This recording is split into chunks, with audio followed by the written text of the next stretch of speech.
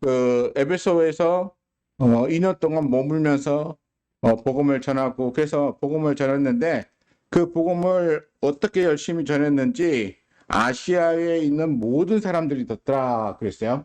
그 아시아는 저기 보면 저기 노란색으로 되어져 있는 저 지점이죠. 저 지점에 있는 모든 지역에 사는 사람들이 복음을 다 전해 들을 정도로 그렇게 열심히 2년 동안 그렇게 복음을 전했습니다. 그리고 난 다음에 바울은 이제 어느 정도 기간이 지났다 싶어서 자기가 2차 전도 여행 때 복음을 전했던 지역 마게도냐 쪽으로 가서 자기가 복음을 전했고 떠나왔던 그 사람들 지금 신앙을 잘 지키고 있는지 궁금했어요.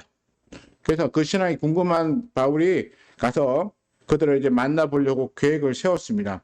그 바울의 복음 전하는 이 선교 여행의 특징을 보면 뭐냐면 바울은 전도 여행을 마치고 나면 그 다음에 그 전도를 했던 지역으로 돌아가서 한번 다시 점검하고 그들의 신앙을 이렇게 북돋아 세운 다음에 그리고 이제 그 다음 행선지로 이동합니다.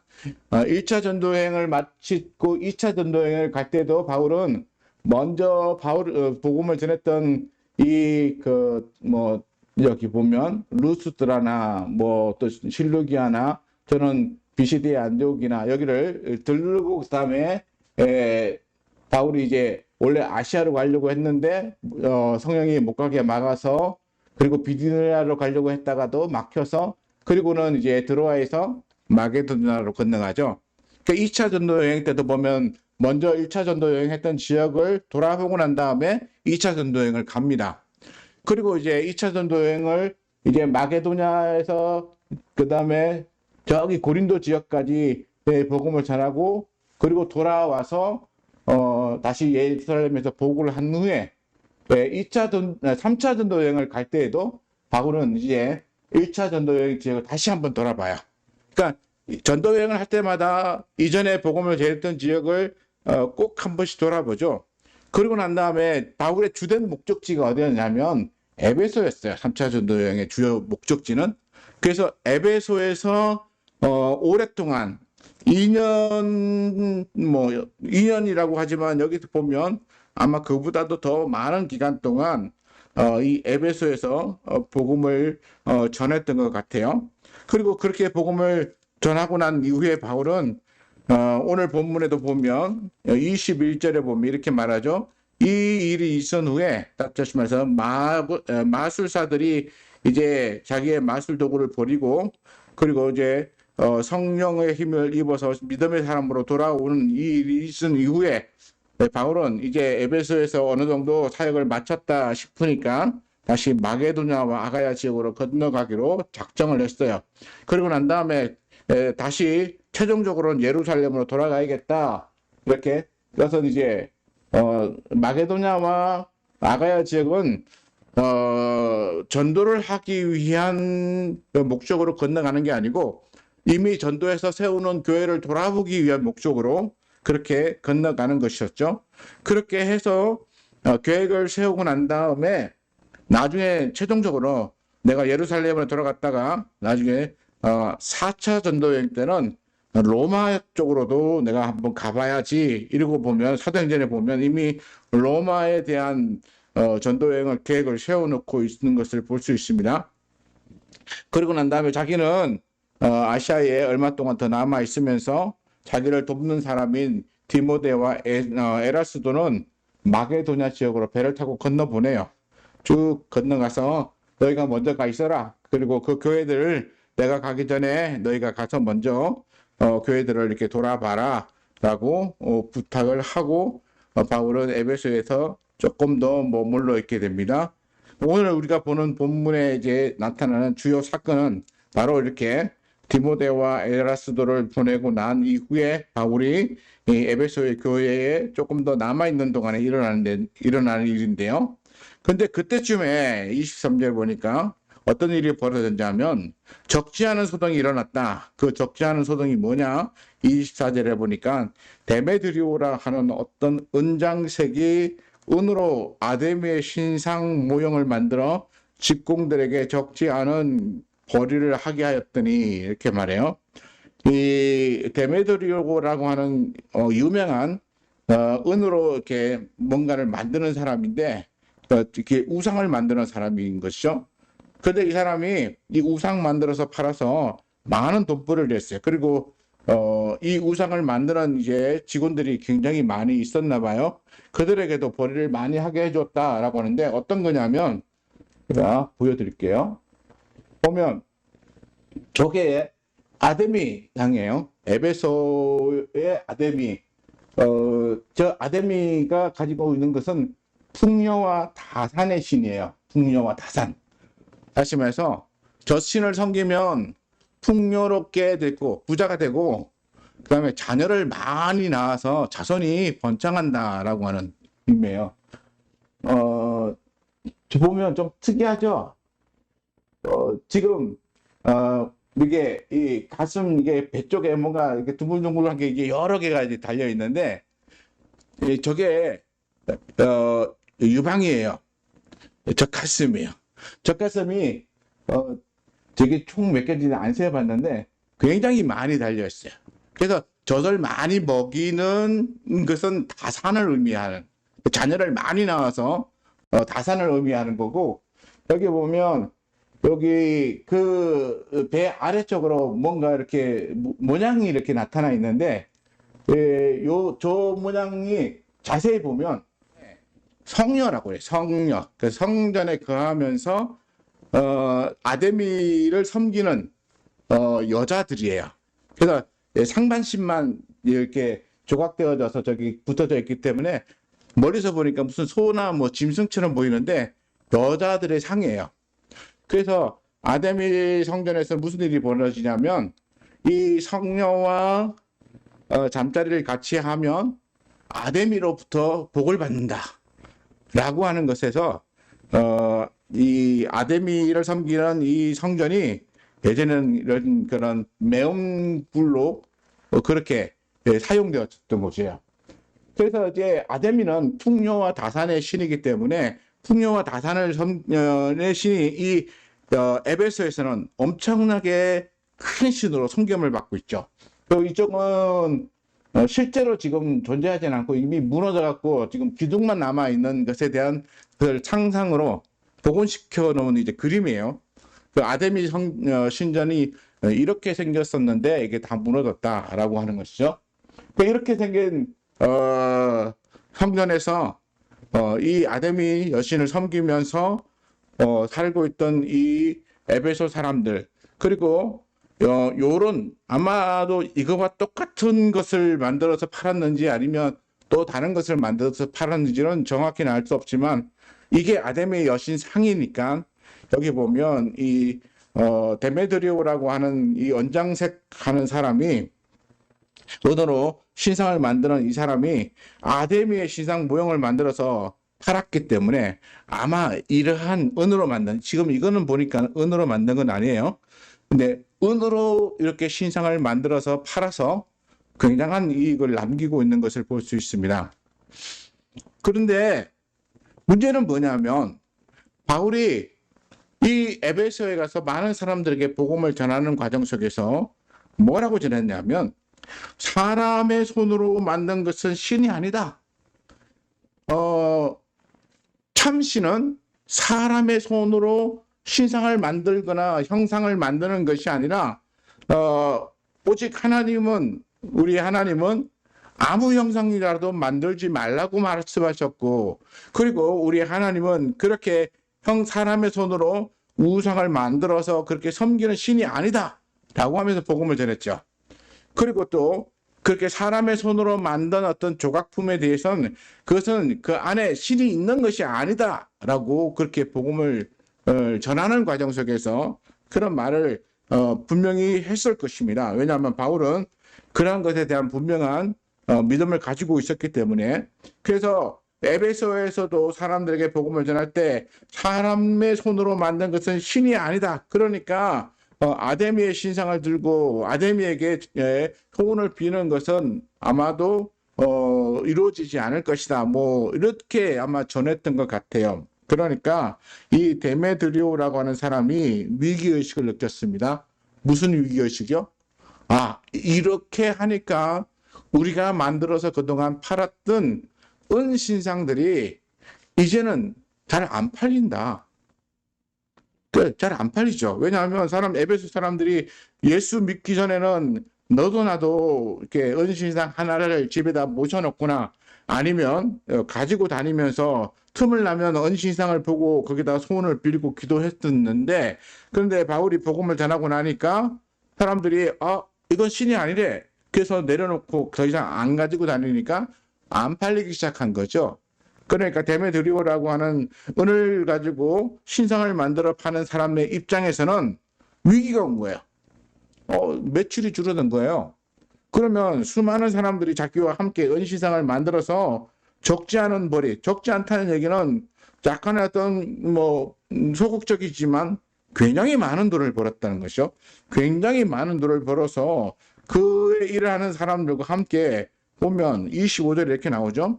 그가 그 직공들과 이러한 영업하는 자들을 모아 이르되 여러분도 알거니와 우리의 풍족한 생활이 이 생업에 있었는데, 그러니까 이 은으로 신상을 만들어 판 것 때문에 우리가 이렇게 풍족한 생활을 했었는데 지금 바울이라는 사람이 그걸 못하게 해서 우리가 이제 형편이 어렵게 됐다. 그러니까 우리가 이 사람을 그냥 둬서는 안 될 것이다 라고 해서 바울을 붙잡으려고 이 사람들이 노력했어요. 그런데 바울을 붙잡았습니까? 못 붙잡았죠. 바울을 못 붙잡으니까 바울과 함께 다니던 사람, 마게도냐 사람 가이오와 아리스다고를 붙잡아가지고 영국장으로 끌고 간 거예요. 보면 아마 여기 나오는 이 가이오가 요한 3세에 나오는 그 가이오인지 정확히는 알 수 없지만 이름이 같은 사람이 나오고 있음을 봅니다. 그래서 이 가이오하고 아리스다고를 붙잡아서 그들에게 자신들에게 위협을 준 것에 대한 책임 또는 위협을 줌으로써 더 이상 복음을 전하지 못하도록 하려고 하는 의도를 가지고 있어요. 자, 그런데 우리는 이 데메드리오라고 하는 사람이 왜 이런 일을 벌였는가? 사람들을 충동해서 사람들로 하여금 이렇게 사람을 붙잡아다가 연극장으로 데리고 가서 그들을 위협하는 이런 일들을 왜 벌였는가라고 하는 것에 대해서 우리가 알아봐야 돼요. 여기 보면 그 말 그대로 그냥 나와 있잖아요. 이 사람들이 이런 일을 벌인 것은 정말 아데미를 위해서 아데미 신상의 그 신성을 모욕했기 때문에, 그래서 자신들의 믿는 종교에 대한 열심이 있어서 그들이 그렇게 했다는 것을 우리가 인정할 수가 없어요. 왜냐하면 이들이 말하고 있는 중요한 이유는 뭐냐면 이들이 바울이라고 하는 사람이 손으로 만든 것은 신이 아니라고 말한 것 때문에 자기들이 이제까지 누리고 살았던 그 풍요로운 삶을 더 이상 살아갈 수가 없기 때문에 여기에 대한 문제를 삼은 거예요. 만약 데메드리오가 왜 우리의 여신 아데미를 모욕하느냐라고 그렇게 해서 정말 자신의 신앙의 문제로 이 거리를 문제 삼았다면 이 아데미를 향한 이 데메드리오의 그 신앙이 오히려 더 순수하다고 볼 수 있는데, 이 데메드리오라고 하는 사람은 그렇게 아데미에 대한 믿음과 신앙보다는 자기에게 들어오는 수익에 대한 것을 염려스러워서 그래서 문제를 일으키고 있어요. 그리고 자기 혼자 그렇게 해봐야 크게 이렇게 반향이 일어나지 않으니까 어떻게 합니까? 자기와 함께 하는 사람들을 충동해요. 자기 밑에 있는 직공들도 충동할 뿐만 아니라 자기와 같은 일을 하는 사람들도 충동해요. 그래서 그 사람들이 같이 일어나서 막 소란을 피우는데 이 사람들만의 힘으로도 또 부족하니까 여기에 무엇을 끼워 넣습니까?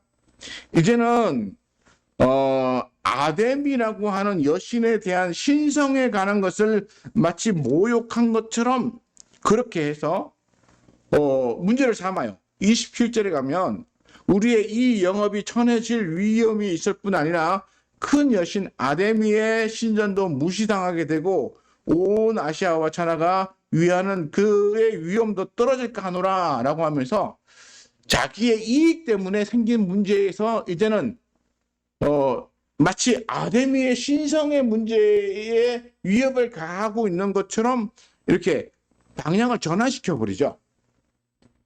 이게 방향을 전환시키고 그리고는 에베소에 있는 사람들이 오늘 갑자기 누군가가 아데미 여신에 대하여 모독한다라고 하는 말을 듣고는 막 군중이 일어나고 손을 피워요.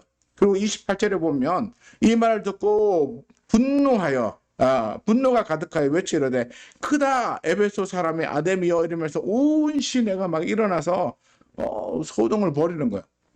근데 문제는 뭐냐면 이렇게 소동을 벌이는 사람들이 정작 무엇 때문에 이런 소동이 일어났는지에 대해서는 알지 못한다는 거야. 여기 그렇게 나와 있잖아요. 32절에 보면 사람들이 외쳐 어떤 이런 말을 어떤 이런 저런 말을 하니 모인 무리가 분란하여 태반이나 어찌하여 모이는지 알지 못하더라. 그러니까 누군가가 충동해서 모이면 그 충동이 사람들의 감성을 자극해요.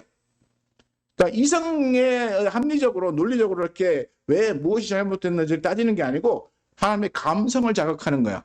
감성에 자극하면 사람은 그다음부터는 이성을 놓쳐버리는 거야.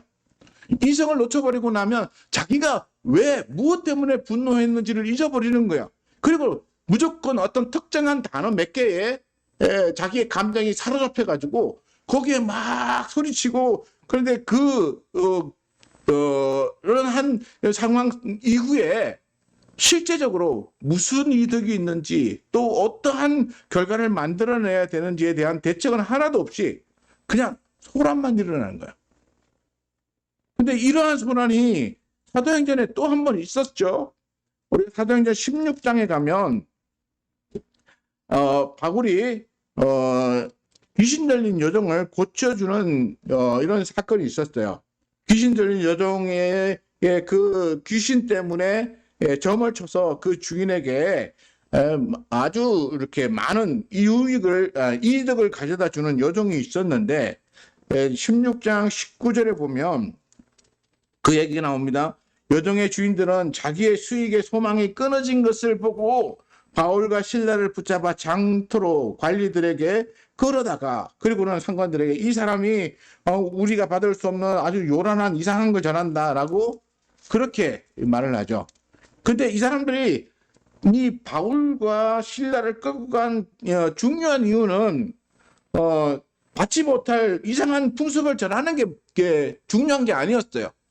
제일 중요한 건 뭐였습니까? 이 여인을 귀신을 쫓아내므로 자기들에게 수익이 끊긴 거야. 더 이상 얘가 돈을 벌어주던 내가 갑자기 귀신이 나가서 점칠 수 없게 되니까 더 이상 거기에 대한 소득을 못 얻는 거죠. 그러니까 그게 문제가 되니까 이 여종의 주인들이 바울과 실라에게 해코지를 하려고 그리고 끌어다가 로마 군인들에게 가서 고소를 한 거죠. 그리고는 여기 뭐 고발해야 되는데 하여튼 고발을 한 거죠. 그리고 나서 이 상관들은 그냥 그렇게 사람들이 고발하니까 이유도 묻지 않고 채찍으로 때리고 감옥에 가둬버립니다. 근데 그와 비슷한 일이 이 에베소에서 일어난 거야. 지금은 점치는 여자를 데리고 있던 이 상인이 있죠. 그리고 지금 에베소에서는 은으로 장식을 만들던 언장색 상인들이었어요. 그리고 이 사람들은 비록 우리가 하나님을 믿는 사람들이 아니라 뭐 귀신을 섬기거나 또는 아데미를 섬기거나 하는 이방에 속해 있는 사람들이지만 그러나 문제는 있잖아요. 사람들의 속성은 굉장히 비슷하다는 거예요. 어떠한 종교에 속해 있든지 간에 신실하게 그 신앙을 잘 지키는 사람들이 있는가 하면 그 안에 그것을 이용해서 자기의 이득을 취하려고 하는 사람들이 얼마든지 있다는 거예요. 그래서 우리는 우리 안에 있는 모습에 대해서도 먼저 한번 살펴봐야 한다는 것입니다. 우리는 과연 우리가 믿고 있는 신앙을 가지고 우리의 이익을 추구하며 살아가는 사람들은 아닌가? 그래서 성경에 오늘 제목으로 나온 장사꾼들의 이권이 되어버린 종교라고 하는 이 제목처럼 다른 타 종교도 그래요. 특정 종교는 자기의 오래된 건물로 관광 수익을 얻어서 그 재물로 자신들의 이권을 삼아요. 그리고 또 이단들을 보면 이단들 중에 여러 가지 이제 헌금을 요구하고 무슨 행사를 해서 거기에 대한 자금을 요구하고 이렇게 해서 굉장히 많은 그 부를 축적하고 있어요. 종교를 가지고 그들은 자기의 수익을 얻어요. 예전에 그 다미성교회라고 하는 그런 이단 종파가 하나 있었죠. 예수님이 언제 오신다라고 해서 날짜를 정해놓고 그날에 예수님 오시니까 여러분들은 기도하면서 휴거될 것에 대하여 기도하시라 이렇게 말하고 사람들에게 굉장히 종말에 관하여 굉장히 강조하고 그다음에 회개하지 않으면 여러분 천국 갈 수 없습니다. 그래서 회개를 강조하면서 뭘 했냐면 여러분이 이 땅에서 얻은 불의한 이 재물들은 하나님 앞에 다 내어놓고 그리고 회개하십시오. 그래요. 그래서 수많은 사람들이 직장도 그만두고 그리고 자기 집 팔아서 헌금하고 다 그랬어요. 근데 그 대표적인 사람은 그 헌금 받아서 이 세상이 이제 끝날 거라고 예수님 오셔서 끝날 거라고 하는데 자기는 아주 어마어마한 큰 저택을 샀어요. 종교를 가지고 자기의 이익의 수단을 삼아요. 예수님의 이름을 팔면서 성경의 말씀을 가져다가서 그들이 사용하면서 자기의 이익을 얻는 도구로 삼는 거예요. 오늘 우리는 뭐 이단들 다른 종교들만 비난하고 그러는데 우리 안에도 있잖아요. 하나님의 말씀을 가지고 자기의 이익을 삼는 사람들이 있다는 것에 대해서 우리는 깨달아야 돼요. 그리고 그런 것에 빠지지 않기 위해서 우리는 노력을 해야 돼요. 깨어 있어야 되는 거야. 하나님의 말씀이 어떻게 전해지고 그 말씀이 어떻게 그 사람에 의해서 또는 그와 함께하는 사람들에 의해서 어떻게 실행되어져 가는가라고 하는 것에 대해서 잘 유심히 살펴봐야 되는 거야. 우리는 잘못하면 내가 열심으로 헌신해서 수고하고 들여진 이 모든 것들이 어떤 특정 몇몇 사람들의 배를 불리는 데만 사용되어질 수도 있다는 거야. 한국 교회 안에도 물질을 탐하는 사람들이 꽤 많이 나타났었고 지금도 없어라는 법은 없거든요. 그렇기 때문에 우리는 항상 하나님의 말씀이 어떻게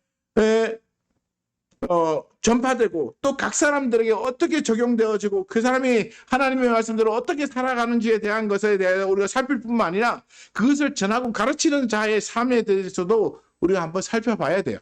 그다음 뭐 정죄하라 뭐 판단하라 이런 게 아니라 내가 누군가의 이득에 사용되는 도구가 되어지지 않기 위해서 내가 깨어 있어야 되고 그리고 나의 수고와 나의 노력과 내가 드리는 이것들이 정말 하나님을 위하여 하나님의 복음을 위하여 정말 바르게 사용되어지고 있는가라고 하는 것에 대해서도 우리는 항상 깨어서 살펴야 되는 것입니다. 그냥 뭐 우리 한국 교회는 좀 그런 게 있어요. 목사님이 다 알아서 다 하시겠지. 교회 중직들이 있는데 뭐 그분들은 다 잘하실 거야. 그렇게 좋은 믿음을 가지고 계신 분들이 참 많아요. 너무나 귀한 믿음이라서 좋은데 문제는 대부분은 상당히 좋지만 그 중에 소수의 무리들 이런 그렇지 못한 이들 저는 뭐 많이는 듣지 못했지만 특정 인기 있는 아주 유명한 목사님들 중에 보면 이런 어떤 부흥회나 이런 집회를 하시고 나면 굉장히 그 부흥회 때 나온 이 헌금을 다 가져가신대요. 그 교회에 한 푼도 안 남겨놓고 부흥회는 왜 하는 거예요? 부흥회는 그 교회가 하나님의 말씀대로 바르게 쓰고, 지금 부흥회 하는 교회는 뭔가 하나님 앞에 갈급함이 있어서 부흥회를 하는 거예요. 그런데 부흥 집회를 인도하는 목사님이 부흥회를 하시면서 거기에 나온 헌금을 그 교회 필요에 따라서 쓸 수 있도록 남겨줘야 되는데, 아니 그 집회하는 사례금만 받고 가야 되는데 부흥 집회에 나온 헌금을 다 가져간다는 거예요. 그래서 그 얘기를 제가 듣고 놀랐어요. 뭐 하는 거지 이게? 장사로 가는 건가? 그 교회 부흥을 도와주기 위해서, 그 교회 신앙과 그 교회가 성장하는 것을 도와주기 위해서 가서 집회를 하는 게 아니고 자기 장사하고 자기 수익을 얻어서 가는 것. 우리 한국 교회에 그런 일들이 일어나고 있는데 아무도 얘기를 못해요. 왜냐하면 그분이 워낙 유명한 목사라서.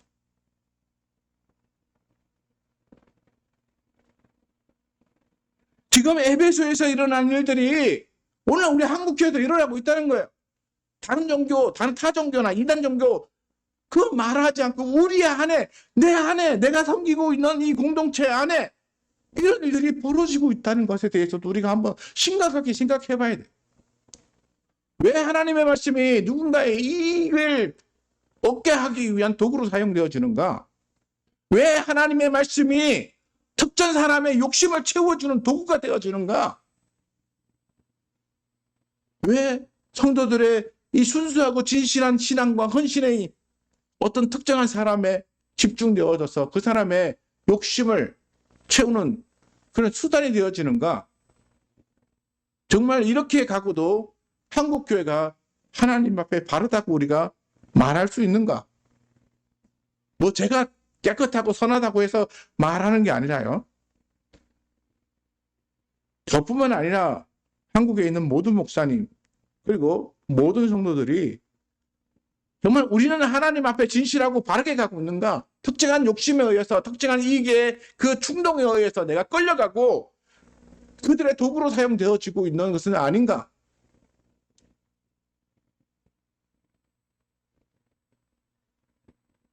제가 며칠 전에 하도 재밌다 그래가지고 넷플릭스로 드라마를 하나 봤어요. 아마 들어보셨을 거예요. 이상한 변호사 우영우라고 하는. 거기에 보면 뭐가 나오냐면 어떤 사람이 은행에서 현금 지급하는 그건 뭐라 그랬죠? 그 자동으로 출금할 수 있는 그 도구에 안에 이제 현금을 담아두는 카세트라고 하는 것을 이제 판매하는데 거기 보니까 3개 회사가 나오더라고요. 근데 여기에 보니까 어떤 사람이 막 자기 회사에서 만든 것이 특허를 출원 중이고, 그리고 자기의 독특한 디자인이고 무슨 노력을 통해서 자기들을 많이 가지고 있는 기술로 만들었다고 막 얘기하다가 다른 회사도 똑같은 거 가지고 있더라라고 했더니 이제 그 드라마에 나오는 주인공이 있는 법무법인에 와서 소송을 제기해요. 다른 회사들 이제 그 카세트를 팔지 못하도록 그렇게 제한을 해달라 이렇게 소송을 벌여요.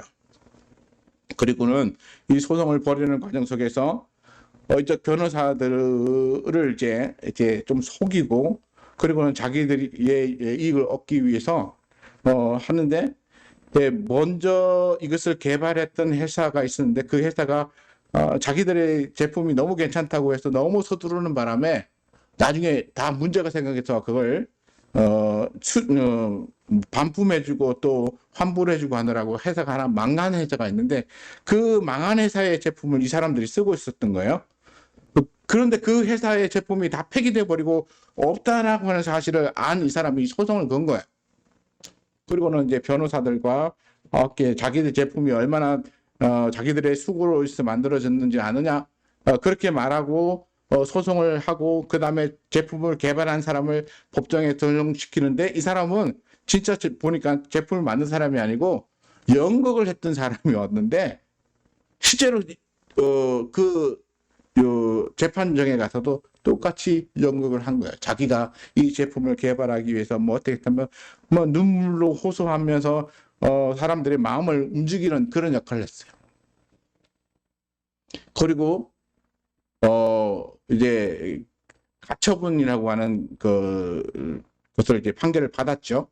그러고 났는데 얼마 지나지 않아서 그 상대편 회사의 그 대표인 사장이 이 망해버린 회사가 출원했던 그 제품을 어디서 다른 지역에서 하나 찾아서 그걸 가지고 와서 재판장에게 보여주면서 보세요. 이게 이 회사에서 만든 겁니다. 먼저 만든 겁니다. 이러고 해서 가처분 신청이 없어졌어요.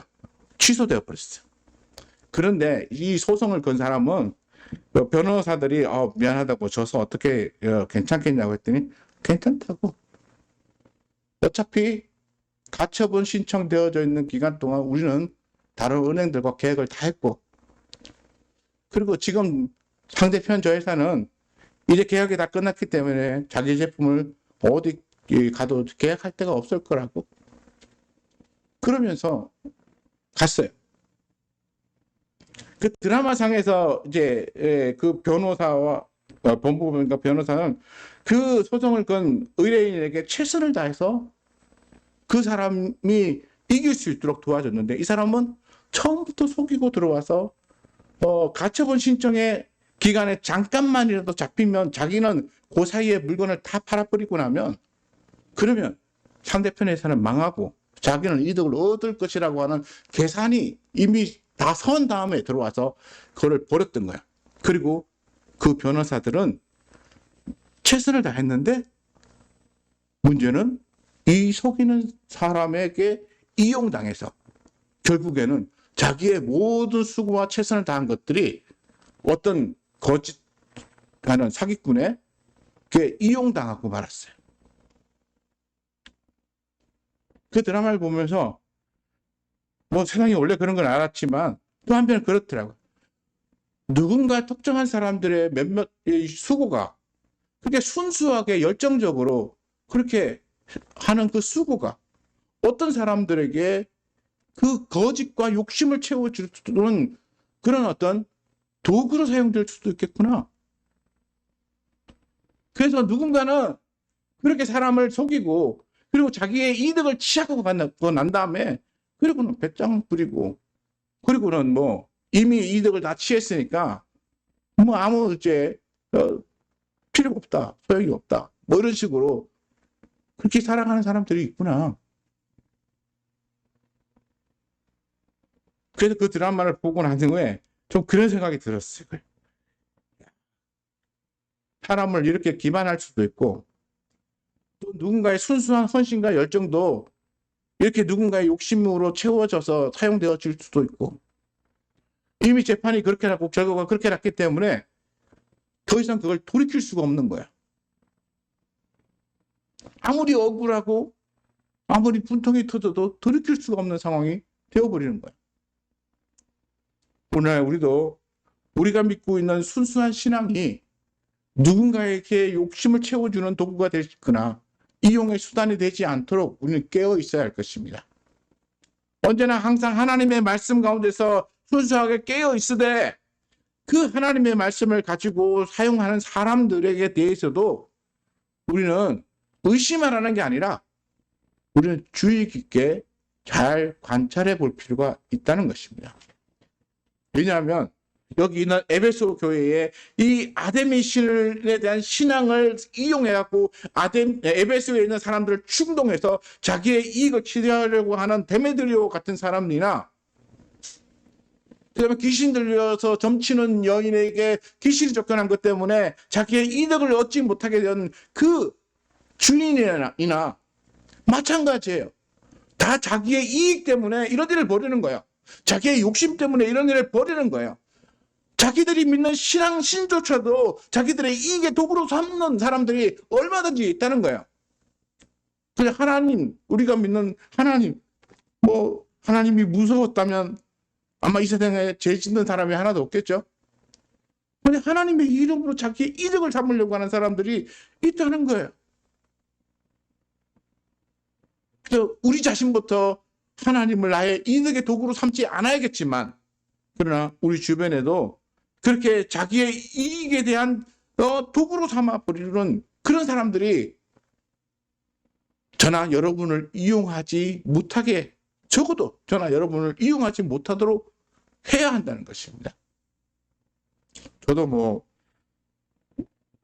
여러분을 제 이익을 위한 도구로 저는 사용하지 않습니다. 그리고 할 수도 없고요. 우리 교회는 그렇게 할 수 있는 그런 영향도 안 되지만, 되어도 해서는 절대 안 되는 것입니다. 그래서 우리는 하나님 앞에서 우리의 순수한 믿음과 신앙을 지키기 위해서 노력하되, 여러분의 신앙이 누군가에게 이용당하지 않기 위해서도 굉장히 조심스럽게 믿음을 지키시기 바랍니다. 그래서 여러분들은 정말 하나님께만, 또 하나님의 말씀과 사랑 전하는, 그리고 영혼의 구원을 위한 하나님의 도구로서 또는 종으로서만 쓰임 받으시고, 사람들에게 이용당하는 사람이 되지 않으시기를 정말 예수님의 이름으로 축원합니다. 기도하겠습니다.